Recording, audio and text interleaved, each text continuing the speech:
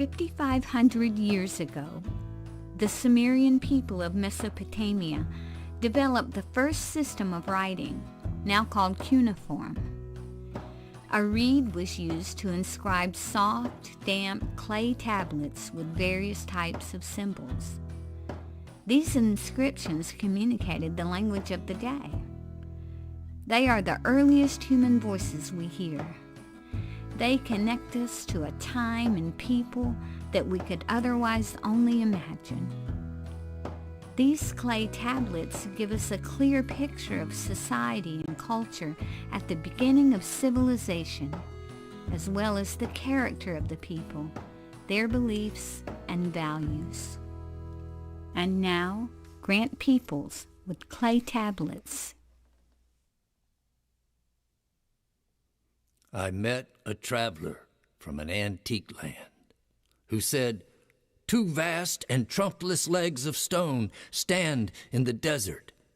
Near them on the sand, half sunk, a shattered visage lies, whose frown and wrinkled lip and sneer of cold command tell that its sculptor well those passions read, which yet survive stamped on these lifeless things, the hand that mocked them, and the heart that fed. And on the pedestal these words appear, 'My name is Ozymandias, King of kings. Look on my works, ye mighty, and despair.' Nothing besides remains. Round the decay of that colossal wreck, boundless and bare, the lone and level sands stretch far away."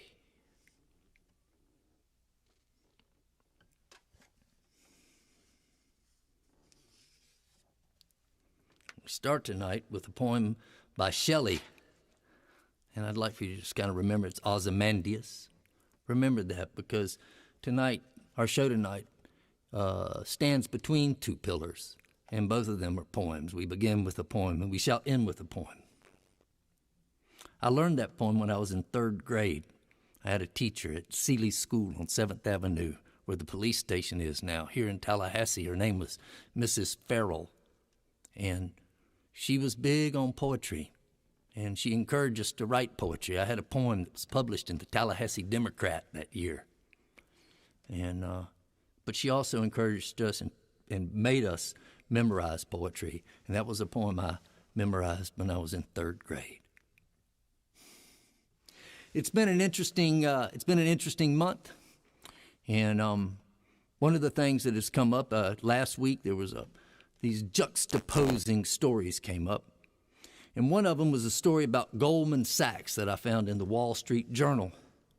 Talked about how their third quarter profits for this year were record-setting. And interesting, you might remember Goldman Sachs. That's who got the $10 billion bailout back in the last financial crisis. And since we put this show together, I read again today in Barron's that just today, Goldman Sachs has been fined and has paid a $1.2 billion fine and admitted wrongdoing because of some shenanigans that took place in Asia. So you had that story, and then there was another story that came out, and this one I read in the Wall Street Journal, and it is talking about November, in which it is projected that over 6 million American families will either be unable to pay their rent or unable to pay their mortgage. One thing we've learned over the last year, well, we've always known it, but I think it's become more evident to us that there are definitely two economies. There is a Wall Street economy and a Main Street economy.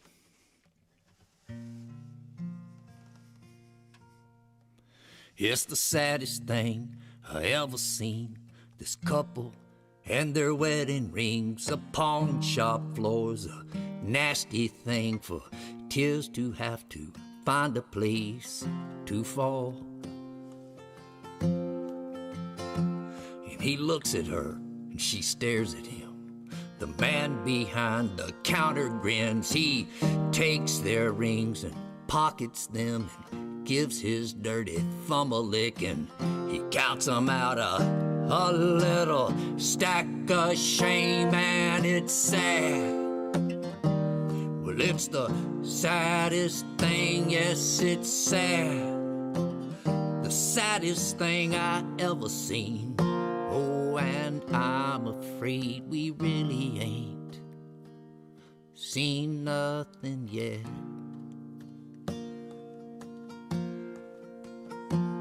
And he looks at her, she stares at him. The man behind the counter grins. He takes their rings and pockets them and gives his dirty thumb a lick and counts 'em out a little stack of shame, and it's sad.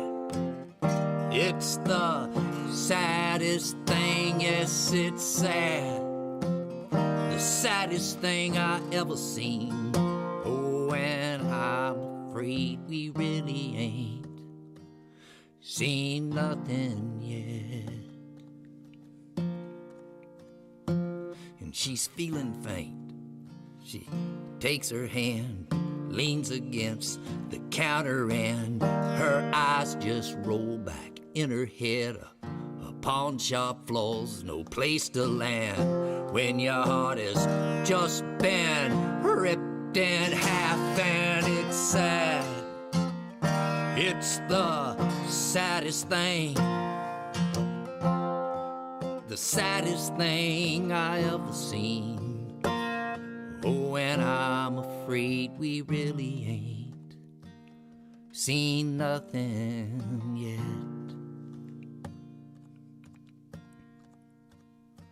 Now she's crawling round, all in her tears. The man behind the counter swears, says, "Get that woman out of here. It's a public place, and I don't care where you're gonna go, but folks, you can't stay here." No, it's sad. It's the saddest thing, the saddest thing I ever seen. Oh yeah, it's the saddest thing, and I'm afraid we really ain't seen nothing yet.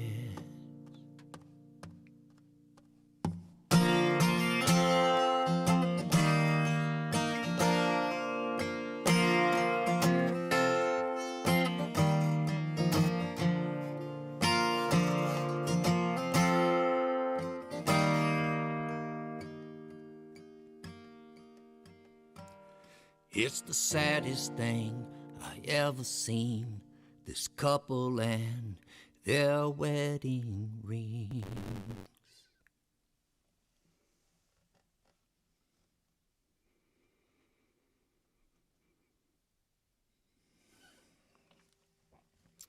All right, that song's called The Saddest Thing. Let's check in with Donna Mavity. Donna, are you on the line? Hello, Donna Mavity. Well, I guess we don't have Donna. Pete, you know where Donna might be? Yep. We're just going to move right ahead. There is a writer in Kentucky, and I can't remember exactly where in Kentucky she is. And her name is Pam Platt. And I came across something that she wrote. I don't know where it got published, but something that I really enjoy. And we've put together a little thing. Peter, you ready to move ahead to the Platt piece? Okay. Here we go. This is Pam Platt. Like I said, I'm not sure where this got published, but if you're interested in it, we will be putting it on the Clay Tablets website. Even before I learned the verdict, it kept coming back to me. The sight of all those well-dressed people in the Rose Garden acting as if COVID-19 was not a part of their lives. Not with their connections, their readily available tests, their safety nets, their proximity to the power seat, their place among the chosen few, the 150 invited guests to this event, the introduction of a Supreme Court justice who threatens the health care of untold millions of her and their fellow Americans, even as they swan around as if untouched by the terrible reality facing the rest of us. I watched as they mingled, as they bear-hugged with each other, as they shook hands, they greeted each other with shadowless, tremorless smiles. Just another day for people who looked as if they thought they had won life's lottery. What did he call some of the rest of us?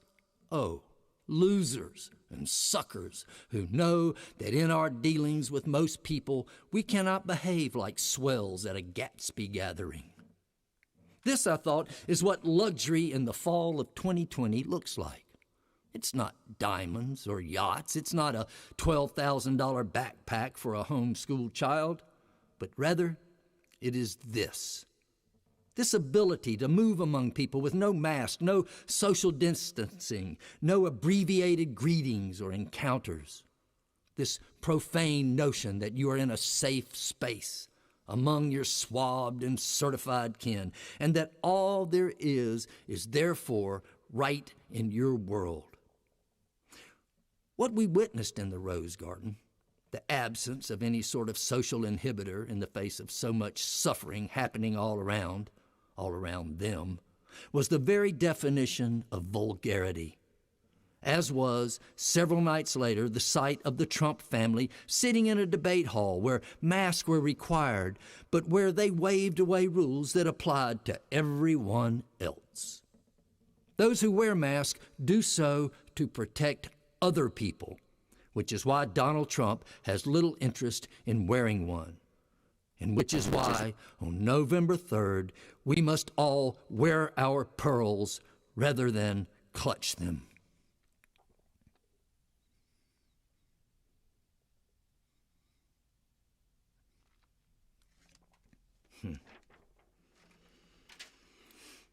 Pete, do you want to see? We got Donna on the line? Hey, Donna.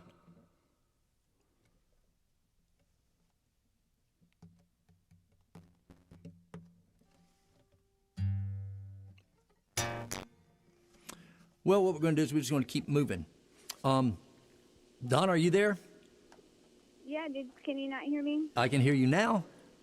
Oh, okay. Yeah, I'm on the line. Okay. I don't know what happened. Hey, what's the score in the baseball game? I don't know. That was the one thing I asked you to do. I just said it's the only one important thing is to tell me what the score in the baseball game is. And well, how's everything online? Is everybody okay? Is everybody are things working out there better for everybody else than they are for us here in the studio? I think so. I haven't seen any problems. Everybody's applauding and saying fantastic. Okay, but everybody can. The main thing is everybody can hear it. Everybody's got their signal. Nobody's saying that they weren't able to get logged on. That's the thing I was really curious about. No, there were a few people, and that's probably what I was doing and why I missed you, because there were people emailing me that they needed to get online. So. All right. All right. Well, so I just wanted to ask you one more thing, if I can. Tell me about voting in Georgia. Have you voted? Yes, our early voting opened this week on Monday. And did you go? No, sorry, it was last week, right. And I went on the second day. And it was easy as far as lines go, but I could, but Georgia has new voting machines now. And I could tell even the poll workers were nervous about the machines. And that we had a few problems that I had to call election protection about, but we got them straightened out. Oh, you fixed everything there in Thomasville with the voting? I did. Okay, well, everything's fixed. All right. Well, we appreciate that. Now, listen, I know you're really busy, and it's the day, one day out of the month that you have to work, and I don't want to have to load up on you or anything. But if you would try to get a score in the game for the next time I check in with you, it would be I would appreciate that. Oh, sure. Yeah, all I have to do is run downstairs. Okay. All right. So anyhow, thank you very much. And so what we're going to do, did you get Donna's picture up, Pete? I didn't even see if you got her picture up. Oh, there she is. All right. Well, my guest this month is Mary Gauthier. And so pleased to have her. Mary has been an influence on me and so many other songwriters.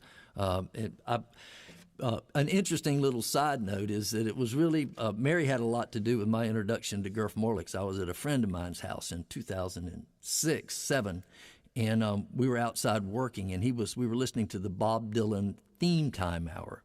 And the theme that day was about drinking. And we were sitting there, and all of a sudden this song came on, and I was just totally bowled over by it, and I had not heard of her, and it was Mary.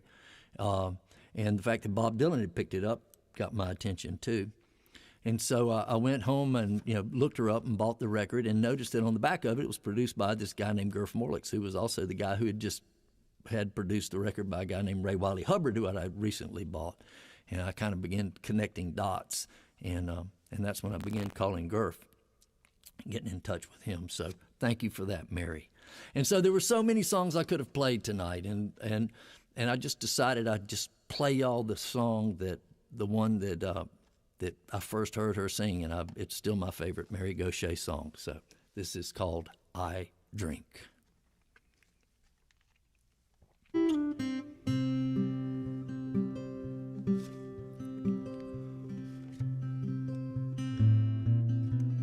He'd get home at 5:30, fix his drink and sit down in his chair. Pick a fight with mama, complain about us kids getting in his hair. At night he'd sit alone and smoke. I'd see his frown behind his lighter's flame. Now that same frown's in my mirror. I've got my daddy's blood inside my veins. Fish swim, birds fly, daddy's yell, mama's cry. Old men sit and think.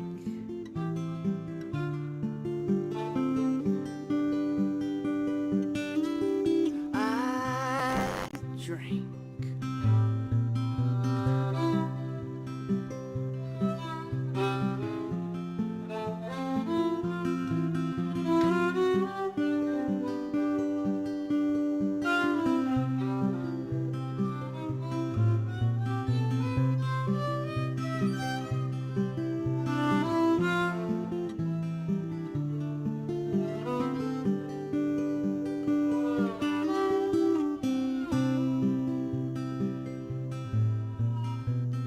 Chicken TV dinner, 6 minutes on defrost, 3 on high. Beer to wash it down with, another, then some whiskey on the side. It ain't so bad alone here, it don't bother me.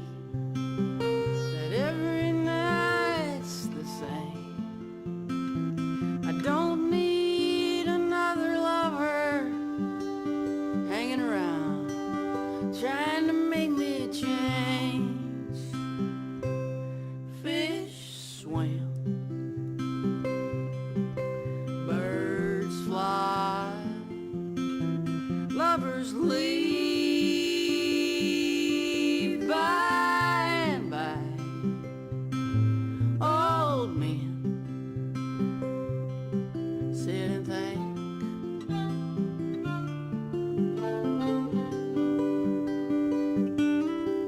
I drink.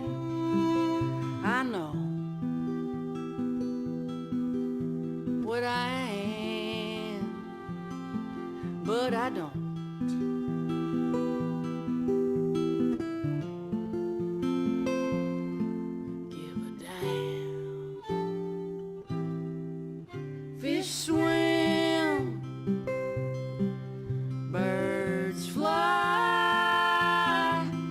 daddies yell,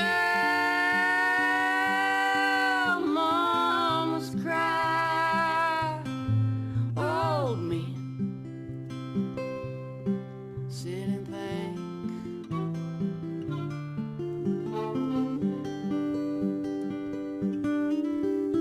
I drink.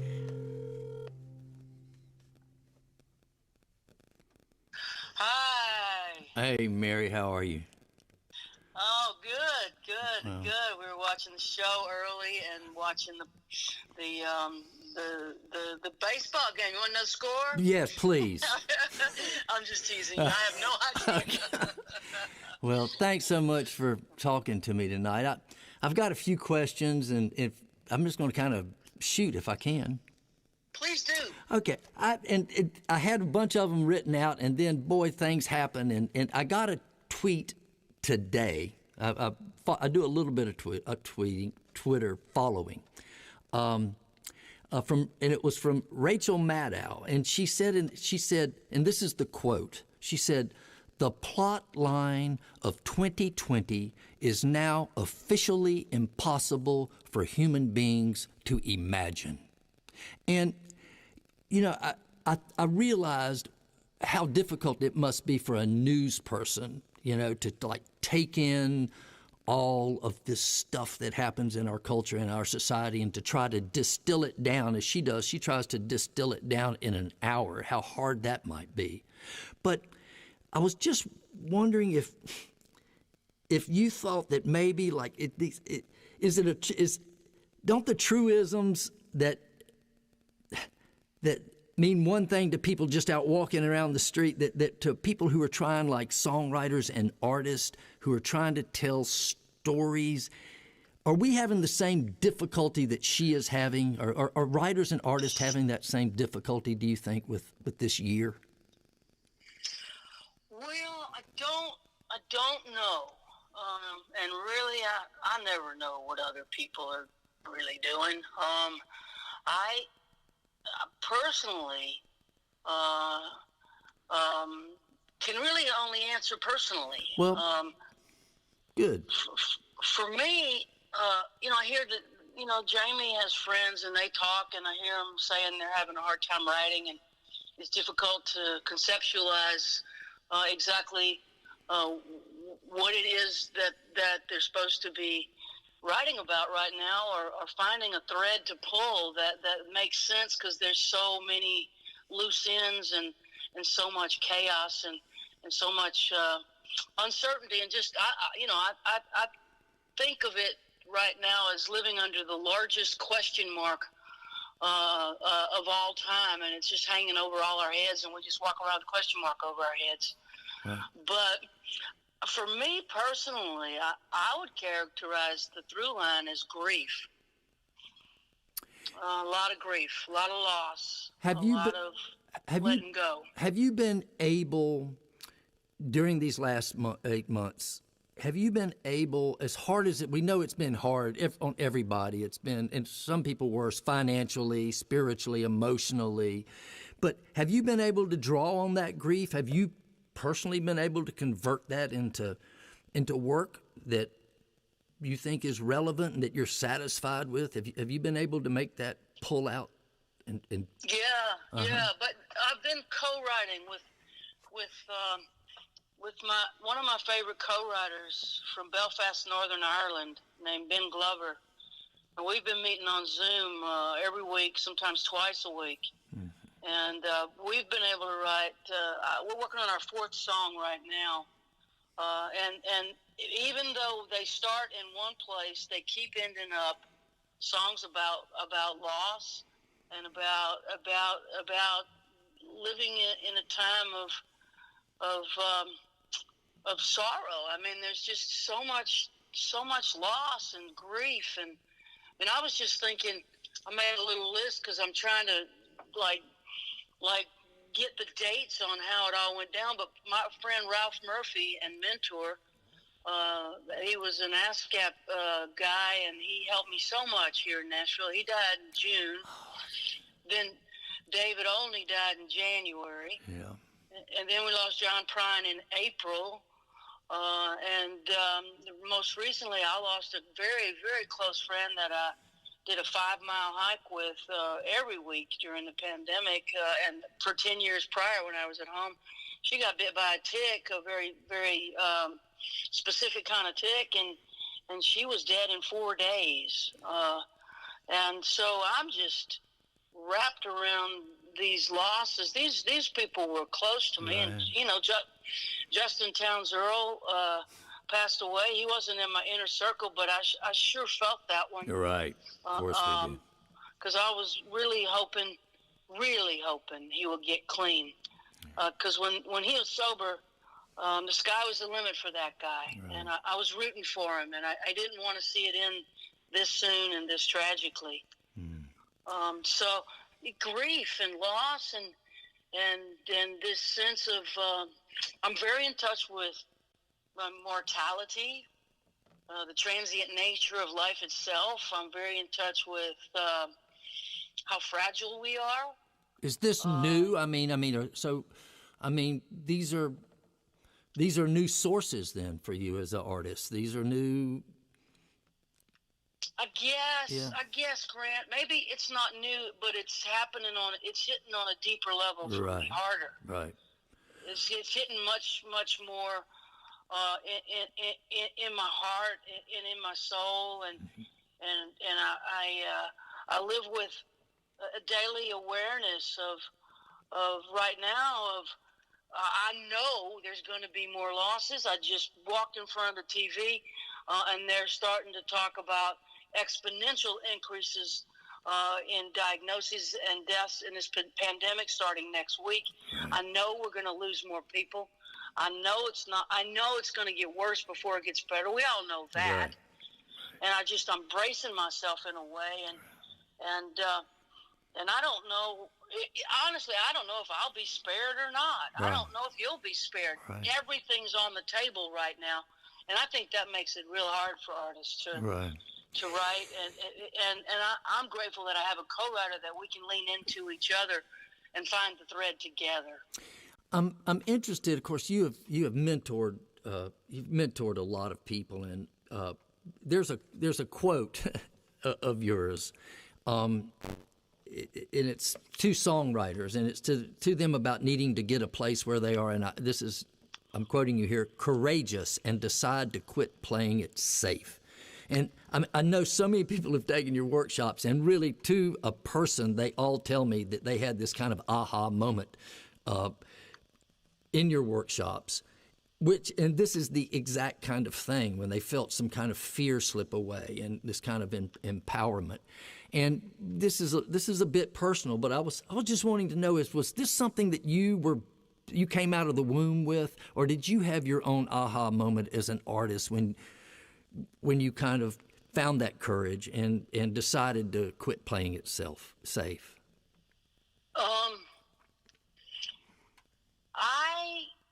It was a bit of a process for me, and I had the great gift of coming to songwriting much later than most.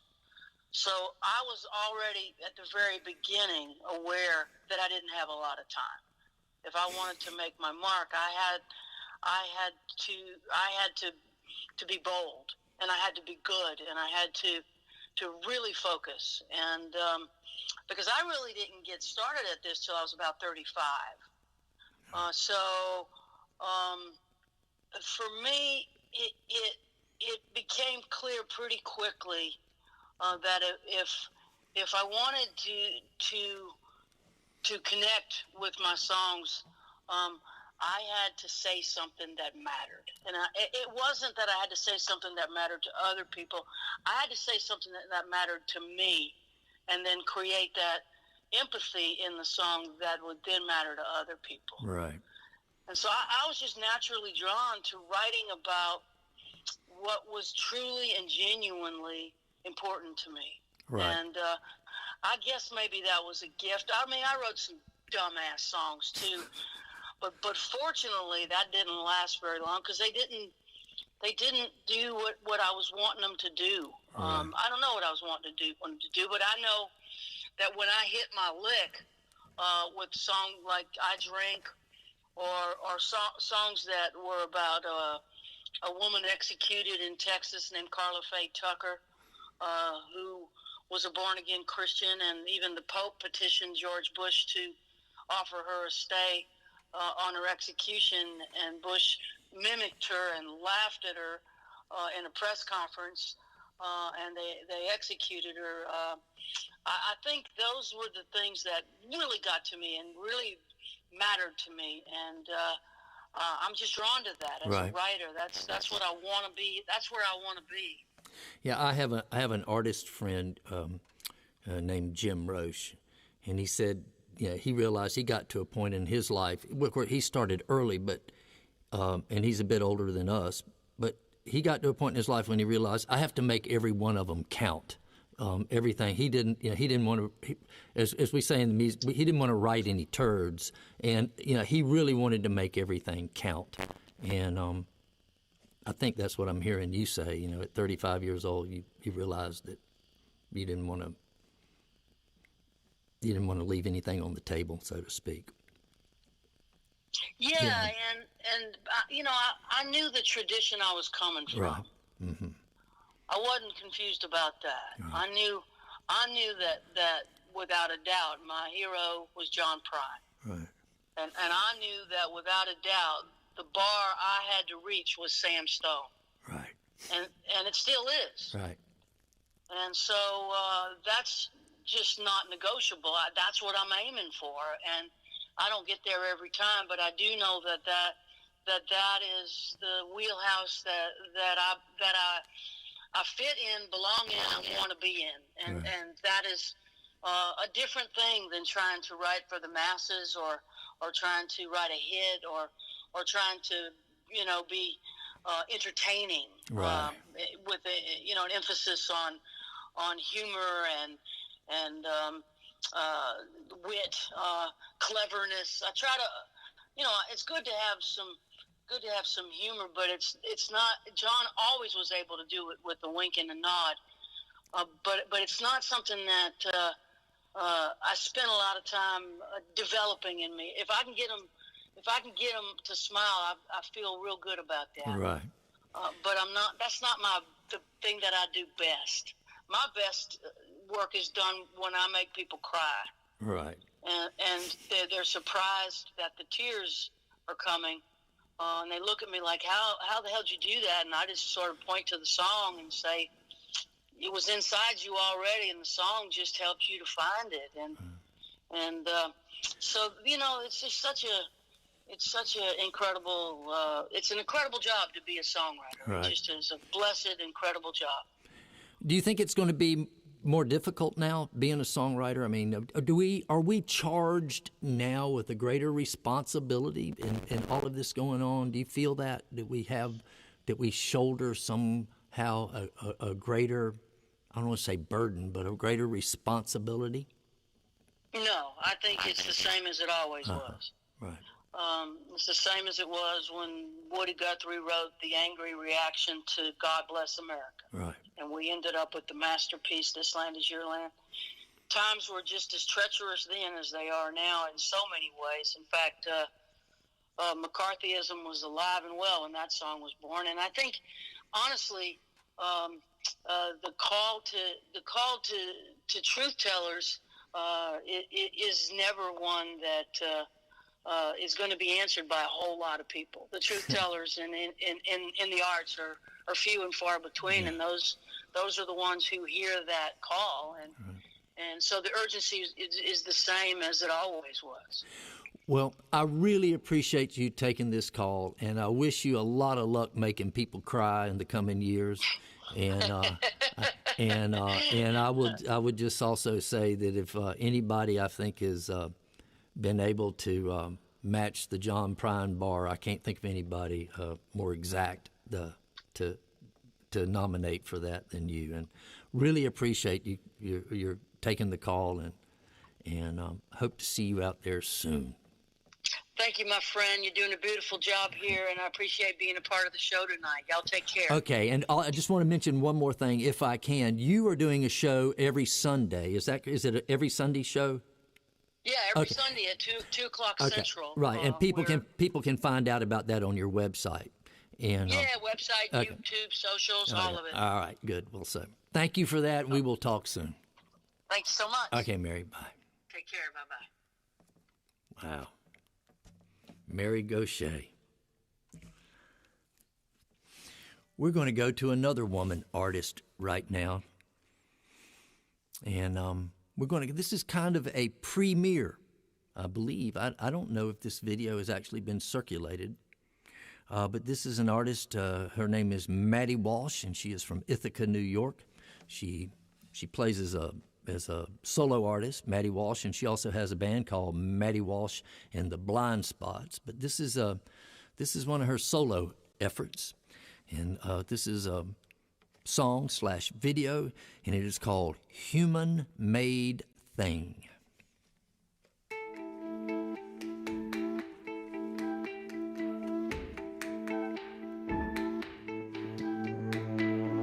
Heaven help us, we invented heaven. We need a promise, we need some reprieve. The world upon us, we built the world that crushes. The world without us will need some healing. Oh no, another death, another born. Oh no, the wheel keeps spinning on.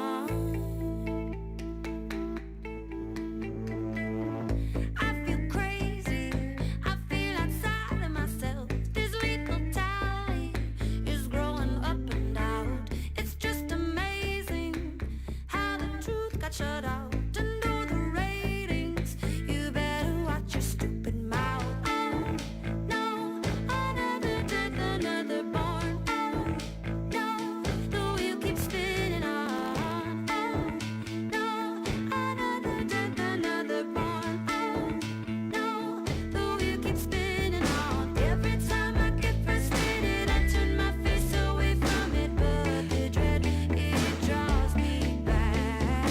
I am one believes in people, I am one who needs to keep the faith that we are worth saving. Where are the saviors? Is there a grown-up around? Mosquito Nation, we're drawing blood from the ground. Feel like an island, piranha circling round, beating a drum, but not a soul hears the sound. Oh no, another death, another born. Oh no, the wheel keeps spinning on. Oh no, another death, another born. Oh no, the wheel keeps spinning on. Every time I get frustrated, I turn my face away from it, but the dread, it draws me back. I am one believes in people, I am one who needs to keep the faith that we are worth saving. I don't wanna wait with my arms over my head. My mother was taught to crouch like a bug under her desk. And while the leaders like to play musical chairs, eventually the music stops and no one's there. Every time I get frustrated, I turn my face away from it, but the dread, it draws me back. I am one believes in people, I am one who needs to keep the faith that we are worth saving. Every time I get frustrated, I turn my face away from it, but the dread, it draws me back. I am one believes in people, I am one who needs to keep the faith that we are worth saving. Every time I get frustrated, I turn my face away from it, but the dread, it draws me back. I am one believes in people, I am one who needs to keep the faith that we are worth saving. Maddie Walsh, "Human Made Thing." There's a reference in that song. My mother, had to learn to crawl up underneath her desk, which was a reference. I didn't know that they had to do that in New York. We surely had to do it in Florida. I mentioned Seeley School a little while ago, which was on 7th Avenue here in Tallahassee. I was in first grade when the Cuban Missile Crisis happened, and we did those drills. And I also, we went to school with an address that we had to where when the bombs started falling, we were supposed to, there were fallout shelters around Tallahassee. That's where we were going to go. At any rate, that is Maddie Walsh, and a great song. I don't even know if it is available, but it's going to be available soon if it's not available. Pete, do you have a picture of that woman that we can put up there? Yeah, this is pretty much everything you need to know about Maddie Walsh. I am not sure where this was taken. It might have been at the Women's March, but I don't know. But she's quite a human being, quite a woman, and a very good friend. And you're going to be hearing a lot more about her as Clay Tablets moves on into the future. Got some little surprises that involve Maddie Walsh. I'm gonna play a song. It's a song that I actually wrote quite a few years ago, put on a record. And of all the things that I'm grateful for, and I have a mighty long list. I mean, of course, where I was born, and my parents, and all the luck I have had that has fallen in my lap over my life, and the places I've been able to travel to, and the exotic places I've been able to live. I can't think of anything other than my sobriety that I am as grateful for as the education that my parents afforded me. I went to a school in western North Carolina in 1975 called Appalachian State. And I was up there studying. There's a picture of me as a student. I still have that jacket, by the way. Don't I look like a scholar? I kind of had the scholar on the highway look. I think I was hitchhiking to Asheville at that time. But I had some really great teachers, and going to a small school like that, my freshman year, I had heads of departments teaching me philosophy, introduction to philosophy. Ray Rubel taught me that, and I had a history department chair taught me Western civilization, introduction to Western civilization, and I really got turned on to learning, and I really wanted to emulate these people, these teachers that I had. And one I had was a guy by the name of O.D. Holton, who had a very interesting story. He's from Palestine, Texas, and he grew up in a very conservative family, and he became a Baptist preacher pretty much right out of high school. He went to ministry and became a Baptist preacher, and he did that for a number of years. And as he explained it to his class, he woke up one morning and had a reverse religious experience, and he said he woke up and realized that God was dead. And from that point, he ended up back in a university where he got degrees in English and in philosophy, and he became my teacher. And this is a song I wrote for O.D. Holton. Well, O.D. Holton was a Baptist preacher, had a revelation that God was dead. He became my teacher up at Appalachian, that's the Blue Ridge Mountains, western North Carolina. One cold and bitter existential winter back in 1979. Man, and them were the days before AIDS and global warming, just the clap and the Cold War. And man, that weren't nothing next to these white Christian jihad nationalistic sons of bitches. Well, O.D., he was a heathen, and I was one of his adherents. He said, live right now as though the hour were near. It was 1979. Well, O.D. liked to quote Mr.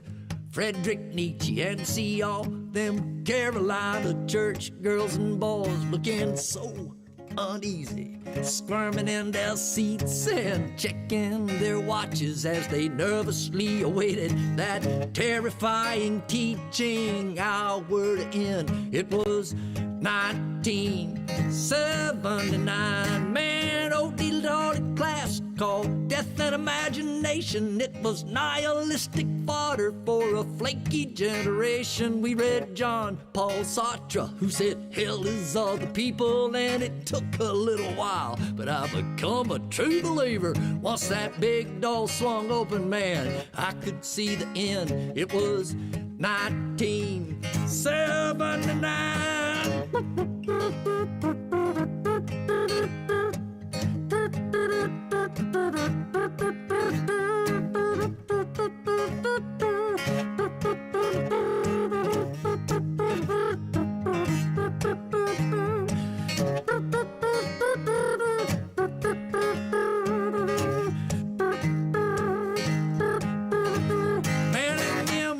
Days before AIDS and global warming, just the clap and the Cold War, and man, that weren't nothing next to these white Christian jihad nationalistic sons of bitches. Well, O.D., he was a heathen, and I was one of his adherents. He said, live right now as though the hour were near. It was 1979, yeah, 1979.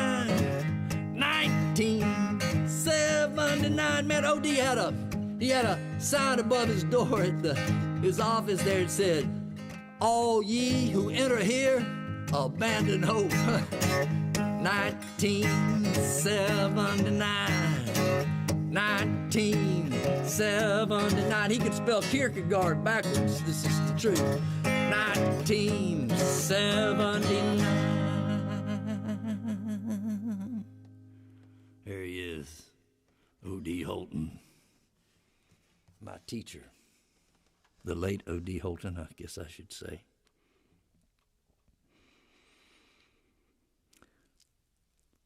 You know, there's a line in that song. That song is on the very first record I ever made, which is called It's Later Than You Think. I recorded it at Gatorbone Studios. I think we made that in 2007.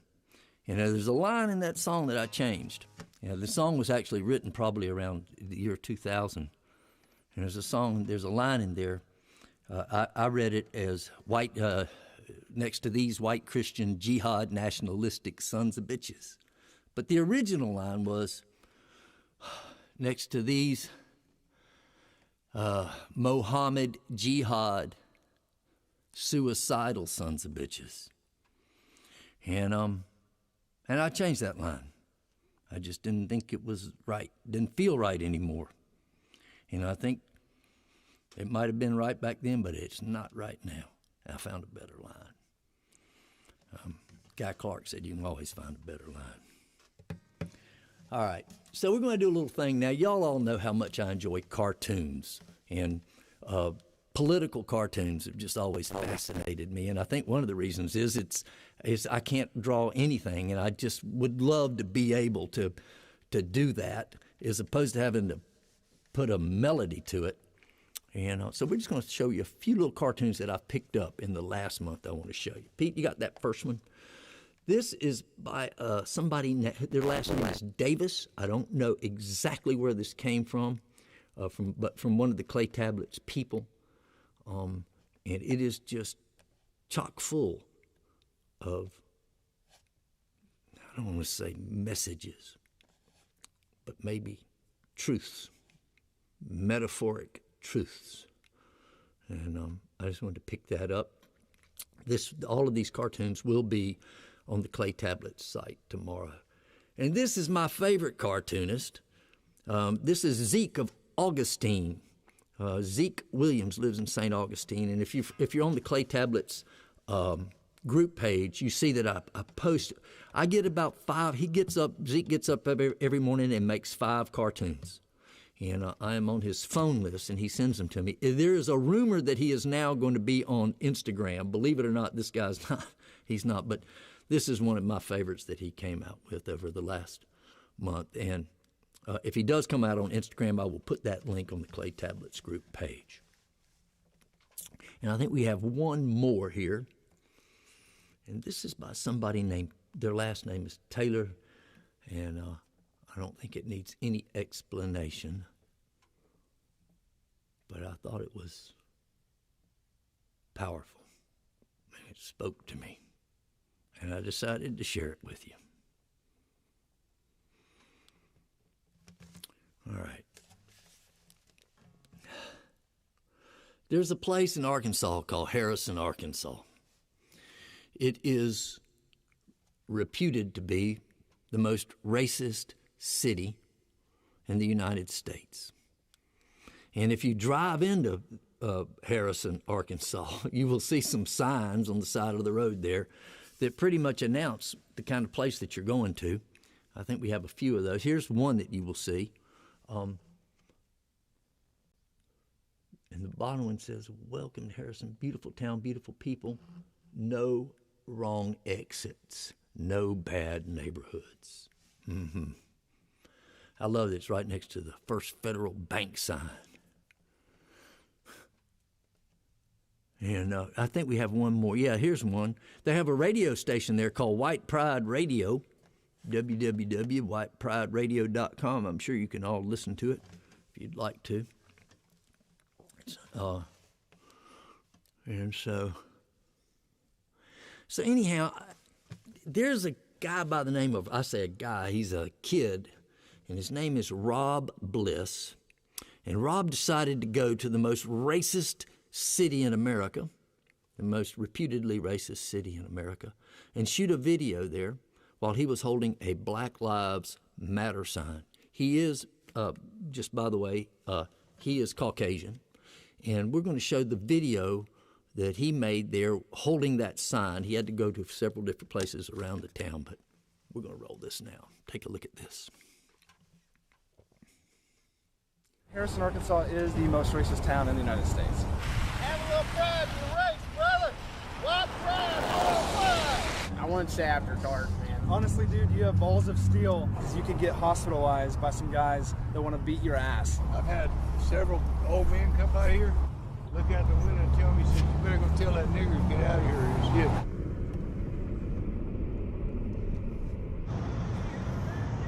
About 10 minutes, I'm gonna be back. You better be fucking gone. Okay, come back. What about the white line? We matter too. You're a white man. Crazy. You're a dumbass motherfucker. You dumb shit. Are you a Marxist? Communist. Domestic terrorist. Why don't you take it to Chicago or New York and hold it up where they're shooting each other? Explain to me why I couldn't find that. No, they don't. Do a real fucking job. I'm Jesus. Get your ass out of town. That shit don't make shit here.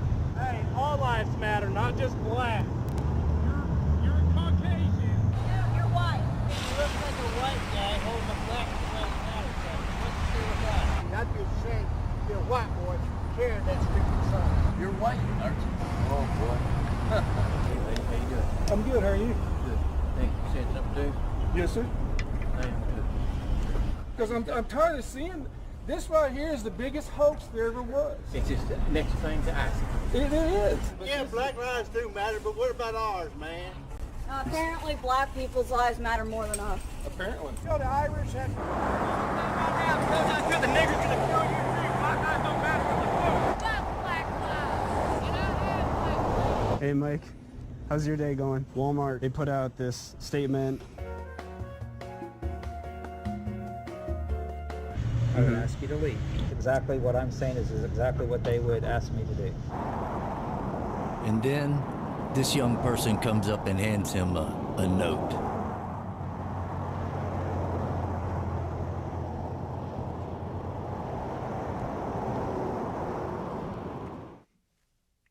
When I was in high school, I read the book Helter Skelter.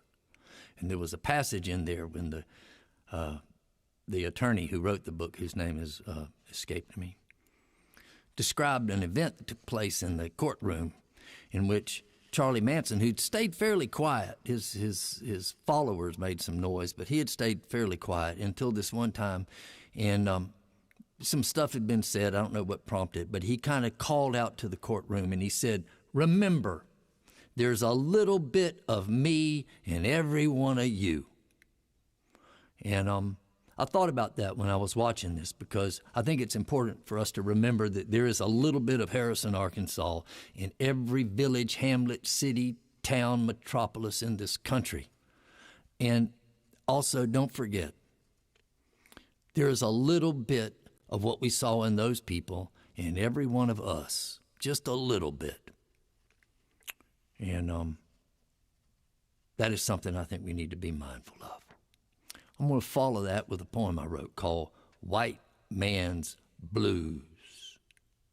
And then as I finish this, Pete's going to show you another video.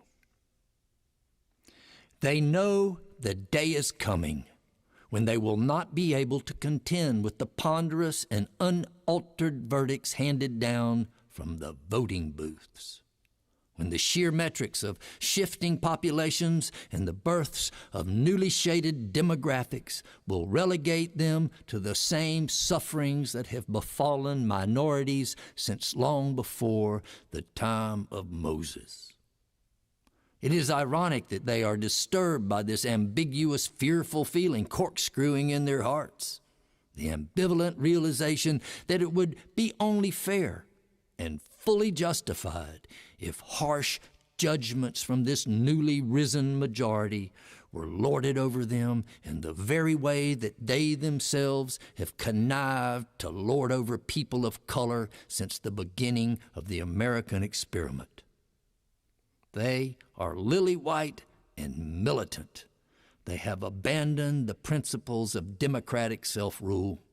They are watching the game through a shrinking hole in the outfield fence. They are waiting, angry and afraid, for the imminent reckoning, the face-to-face results of their meeting with the consequences of freedom's math. Get the fuck out of here! Motherfucker! Our country! Proud fucking American! Made in USA, bitch! Made in fucking USA! I'll fucking cook my burritos, bitch! Don't fucking make my tortilla, motherfucker! And build that fucking wall for me! Trump! I love Trump! Fuck you! I love my country! Yeah! I'll fuck like at least 10 of you up in one fucking city, you fucking pussy! Come on! You're lucky all these cops are here, bro! Yeah! You're fucking lucky! Hey! Come on! You know, one thing I noticed about this, the radical right, what we would call this the radical militant right, is they are carrying signs for a presidential candidate. And if you look at what is kind of categorically called the radical militant left, you don't ever see them carrying political signs. That's a distinction. Hey, how about let's see if we can check in with Donna. Let's see if it works. Donna, are you there? I am definitely here. Ta-da! There you are. You got a baseball score? I do. Yeah. It's the bottom of the fourth, and last I checked, it is Los Angeles 2 and the Tampa Bay Rays 0. Boo. 2-0. But it's early days. It's early. Days. All right.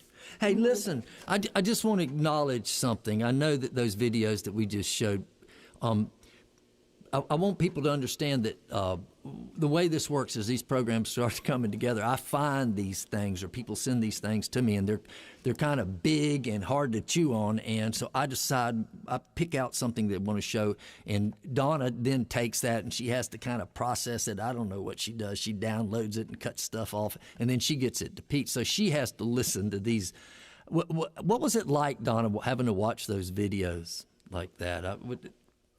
It was painful. Yeah. It was painful. I see those young people like that. They're my kids' age, you know. Mm-hmm. And I just imagine, I think of my son, and if that were my son, how painful that would be that he had been so deceived. You know, Right. it's such hatred being spewed. Fortunately, my children are not like that.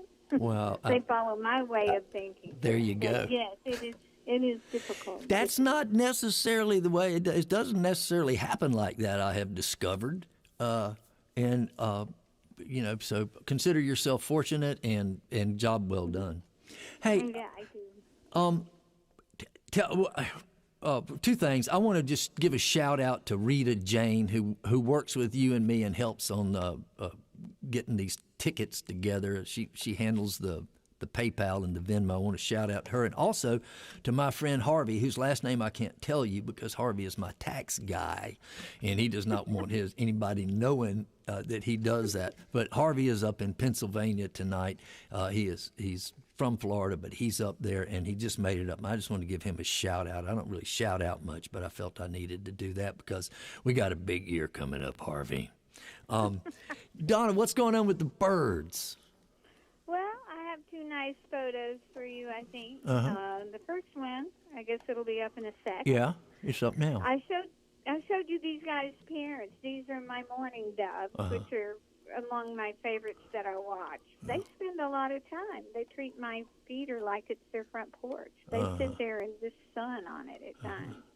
But they're here with the whole family. There are 3 fledglings there and the parents. And they come and spend 10 minutes at a time. Wait a second. So, Donna, could I accuse you and not hurt your feelings if I said that you were anthropomorphically projecting that, like, I got like Mama Dove and Baby Dove and the little 3 little baby and Mama Dove and Daddy Dove, and then they kind of like all get in on an air current and they fly to McDonald's, which is your and okay. What else do we have? Do you have enough? Well, I like to keep up with new birds that show up because most of the summer I've seen 11 species at my feeder, and it just stayed there. But I would see mockingbirds all over town, and like, why are they not coming to my feeder? I would see them down the street. You took this. You took this personally, Donna. Once again, okay. Well, mockingbird is my favorite. All the songs are written about mockingbird. But a mockingbird started courting me, and he's still very skittish. But he has actually been on my feeder at least 6 times I've seen. But I could only get a picture of him on the wire. Right. Well, of course, he's not migratory, and I think what's going to happen in the months that are coming, I'm really anticipating you being able to have actually more different other birds right there at your feeder. All right. Well, Great. All right. Well, thank you so much, and sorry about the little thing. We're going to go right from this. We're going to go right into tweets from God. If I can get these on my phone. Now, I have told people before this story about Gurf Morlick's introducing me to God in Winslow, Arizona in 2014, and I've been following God ever since. His presence on the internet I find to be a little bit more distinct than his presence in the real world. And so I'm following him there, and I just get these tweets, and I read them every day. I have a little moment. I kind of have my coffee, and I have a little quiet time, and I read tweets from God. And I just want to give you some of the highlights of this last month.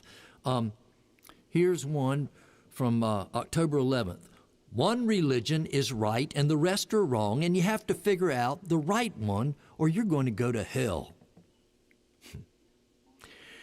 If you're feeling down lately, it's probably because you haven't acquired a sufficient number of consumer products. That was from 5 days ago.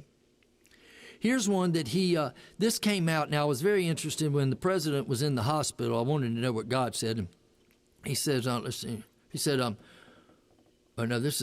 apologize to my non-American followers for the strictly U.S. focus lately. Once this election is over, I promise to spend more time pointing out how shitty your countries are, too. Here's the one that he posted on October 2nd when the president was in the hospital. Doctors at Walter Reed say the president is in, and I quote, hypocritical condition. Here's one. It says from 9/25. There's never been a better time to be stupid. And here's the last one. This was from October 6th. God saying, I know Jesus said love your enemies, but Jesus said a lot of crazy shit. Okay. So that's our... Those are our tweets from God. Thank you so much, Gurf. I'm forever indebted to you for hooking me up with God. I have a friend named Fred Bonig. He's worked in the music business for years, but he's a DJ. He has he has two things. He has a radio show, a radio network called Ripple Radio, and then he has Ripple, the Daily Ripple.org, which is a conglomerate, not a conglomerate, an amalgamation of news stories, the kind of stories that we like. I suggest you check both of those out. Fred and I talk several times a week. We just kind of go over stuff. He's kind of been a mentor of mine. And a few months ago, one of us discovered or came up with this thing called the Dunning-Kruger effect. And I'm just going to read you something about the Dunning-Kruger effect. And after we read it, we're going to show a little video that gives examples of what we're talking about in this thing.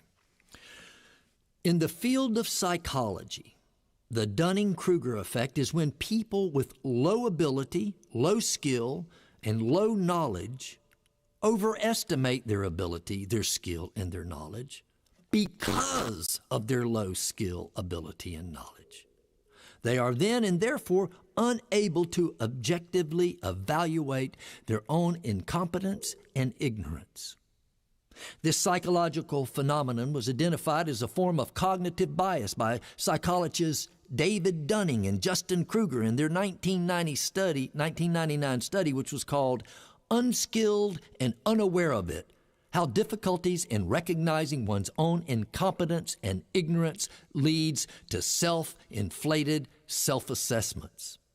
In other words, if you're incompetent, you can't really know you're incompetent because the skills you need to produce a right and rational answer are the very skills you need to recognize that you lack what is required to come up with that right and rational answer.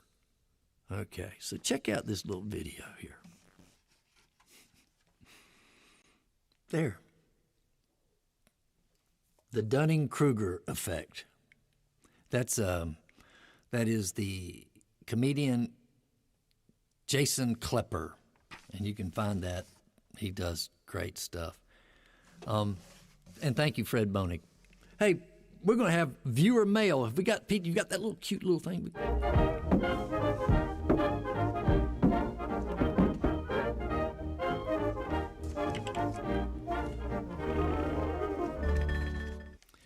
We had a number of letters this month. This is from my friend Martha up in Vermont. She said, Grant, I hope you and yours are doing well as possible during this very strange time. I've been keeping a low profile. Haven't been more than 30 miles from home in over 6 months. Grocery store, post office, those kinds of things. Most folks here in Vermont seem to be taking the situation seriously, wearing masks, respecting others, personal space. Of course, there are a few exceptions. She said, take care and stay well down there. Thank you, Martha. I met Martha on a train. I met Martha at that same train event where I was introduced to God. I got a letter. From Michelle, and I forgot my damn glasses, so I can't really read the whole thing. But she sends me these. She makes these beautiful postcards and sends them to me. She calls herself my fangirl. I appreciate that. There is a thing in here. However, she did reference the videos that we showed last week, and you'll remember they showed the video of the police situation. It was a police shooting that we had video of, and also an event that took place in front of the Florida Capitol. And she said that those videos were jarring. And she said she has recently reread The Art of War, and I really wish I could read what, you're calling me out here on my eyes, Michelle, but I wish I could read what she had said about The Art of War, but I'm sure it's important, and I'm going to have it for next week. I got a note from just some people in my neighborhood. I don't know who it's Sarah, and she was just writing me and saying, thank you for letting us pick your tomatoes this summer. I made 2 different kinds of jelly. tomato jam, Grant's garden tomato jam, and my own yellow garden tomato jam. And she said the consensus is that my tomatoes make a much tastier jam. And she said she was especially impressed by my Trump scarecrow that I had in my front yard. I plant tomatoes and then I put them out on the sidewalk where people can come by and get them. And it was really fun to do that. Jane, my friend Jane in Rhode Island Road, and she is a DJ, was a DJ up there at WRIU. And she just said she hopes that finds me well and that I'm doing okay in quarantine these days. She said she was happy to see as many young people taking up the protest. And she hopes that they're still out there organizing and doing voter registration. She says we need their voices now more than ever. And she said, thanks, Grant, for doing your part and for your poetry as well. Stay safe and well, my friend, and keep the songs and poems coming. Jane Falvey. I got something in the mail. This is the most beautiful thing in the world. Wish you could see it better, and I can't. He's obviously an artist, and I don't really know who it is. It's from Bartow, Florida, but it is a handmade thing, signed and numbered, and he sent it to me. And I got a letter from Mary Cumming because I was interested in knowing about how to get my manual typewriter fixed, because in the post clay tablets world, I have some ideas that involve a manual typewriter, and I have one that needs some work. Thank you, Mary, for giving me that man's address down there in Tampa. And then also I got just a little package from Victoria, and she sent me the best pencils. I do the crossword puzzle in pen because I hate these modern pencils, but she sent me these great pencils. Thank you for that, Victoria. And then I got a letter. This is going to be the last one that I'm going to go over. This is from Nathan in Nevada City, California, and he said, Grant, thanks for, quote, keeping it real. I have a peace sign tattooed over my heart, but these days I find myself wanting to clobber people. The situation is so frustrating. The hardest part now is trying to explain all of this to my kids in a compassionate way. Hope you make it back to Nevada City soon. Thank you, Nathan. I don't have children. But I sympathize, empathize. I can't imagine what it would be like now trying to bring children up. But I'm going to just sing you a little song that I wrote to a grandson that I never had. Well, I've learned a lot of things in these years that I've lived. And if I had a grandson, this is the advice that I would give. Be nice to everyone you meet. Hold your friend's hand when you cross the street. Respect your elders and always tell the truth. And show love in everything you do. But don't pick your boogers or scratch your butt. Or say poo-poo, doo-doo, or mother duck.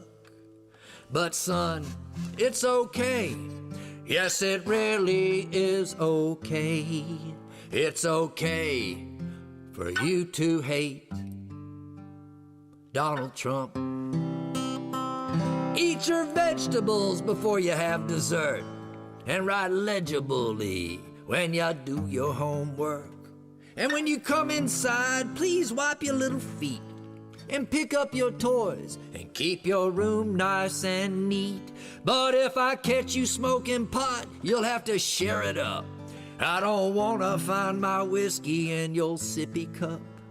But son, it's okay. Yes, it really is okay. It's okay for you to hate Donald Trump.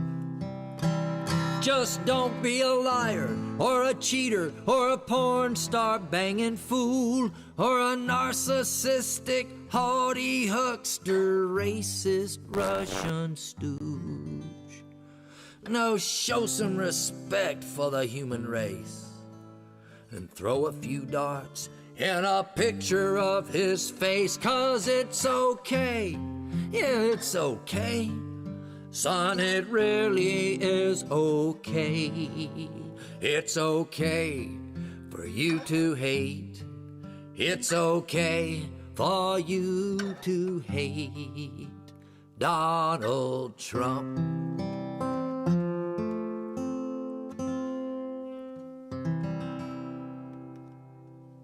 Maybe that'll help you out with the kids, Nathan. I don't know.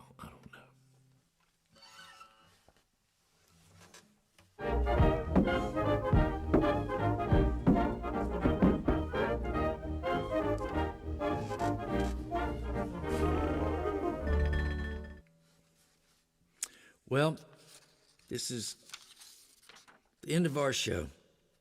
And I think I made I alluded at the beginning that we were going to start with a poem and end with a poem. And we begin with the poem by Shelley, Ozymandias, which is a poem that reflects upon the vanity of power and of accumulation of objects. And that poem was about, it was published in 200 years ago, but it was about 2,000 something years ago. And we're going to finish tonight with a poem by Mary Oliver. And I want to thank everybody, the people who support this program and who pony up every month. You are sustaining me, not just financially, but creatively, spiritually, emotionally. And you're helping me create purpose in my life, and I am so grateful for that. All right, so here we are. This is a poem by Mary Oliver, and it is called Of the Empire. We will be known as a culture that feared death and adored power, that tried to vanquish insecurity for the few and cared little for the penury of the many. We will be known as a culture that taught and rewarded the amassing of things, that spoke little, if at all, about the quality of life for people, other people, for dogs, or for rivers. All the world in our eyes, they will say, was a commodity. And they will say that this structure was held together politically, which it was. And they will say also that our politics was no more than an apparatus to accommodate the feelings of the heart, and that the heart in those days was small and hard and full of meanness.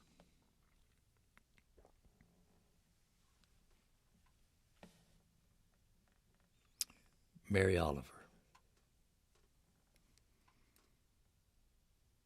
So those are the two poetry pillars of our show tonight. Thank you for being here. Go vote.